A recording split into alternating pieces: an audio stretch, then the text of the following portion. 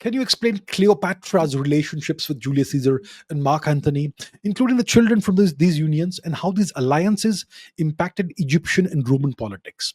Interesting question. Cleopatra. Cleopatra was a Greek princess. She was um, she belonged to the Ptolemaic dynasty. So Egypt used to be under Persian occupation.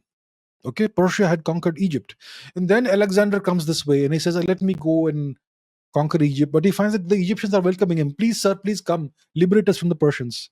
So Alexander says, "Okay." No fighting required. He just comes and takes over Egypt, essentially, very little fighting required. And he installed a governor in Egypt, Alexander, whose name was Ptolemy. After Alexander died, Ptolemy became the king of Egypt, and that was the beginning of the Ptolemaic dynasty. Ashok called him Tulamaya. There was a successor of the original Ptolemaya. So Ashok is in our emperor Ashok. So you have the Ptolemaic dynasty, which is a Greek dynasty in Egypt, and Cleopatra was a child of this dynasty, and she was the queen of Egypt. But Cleopatra had political problems in Egypt. Going back to the times of the pharaohs, um, all the power was concentrated in the hands of siblings.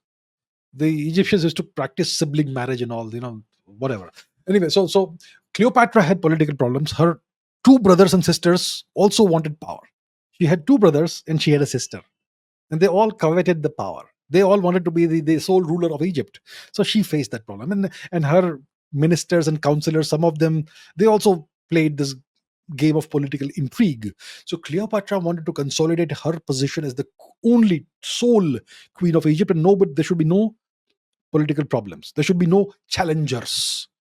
So to do that, she allied herself with Julius Caesar, who had already essentially invaded and conquered Egypt.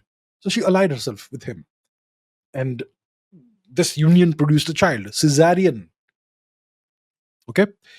And that created problems in Rome. So Cleopatra, if I'm not mistaken, she visited Rome. And that frightened the Roman senators, because they saw that this guy, the conqueror of half the world, from their perspective, it was half the world, Julius Caesar, who has conquered everything: Gaul, Iberia, Britain, Greece, Egypt. Such a powerful guy. The entire military worships him. Now he is in alliance with the Egyptian queen, and they have a child. So now they're going to rule us, and we'll have a king. We'll have to bow down at his feet, and that's why they assassinated Julius Caesar. So there was a big problem for Cleopatra. So then Cleopatra later allied herself with Mark Antony, and Julius Caesar did not regard his son Caesarion as his legitimate heir for whatever reason. But Mark Antony had 2 or 3 children with Cleopatra. I think 3 children. How many girls? How many boys? At least one girl, at least one boy. I don't remember who was the third. But Mark Antony had 3 kids with Cleopatra, and Cleopatra allied with Mark Antony, and the objective was to consolidate her political position in Egypt.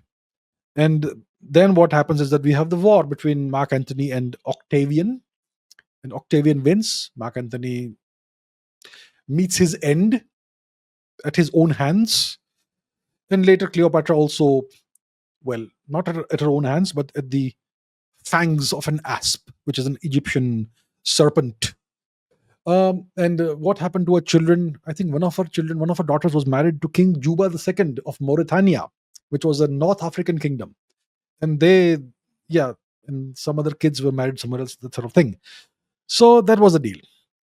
So did the alliance impact Egyptian politics, Roman politics? To some extent, but not to a great extent. Egypt had lost sovereignty because of the conquest of Julius Caesar, so it was a vassal. It was a nation under occupation. And Egypt did not ever go up again. It only went down after that.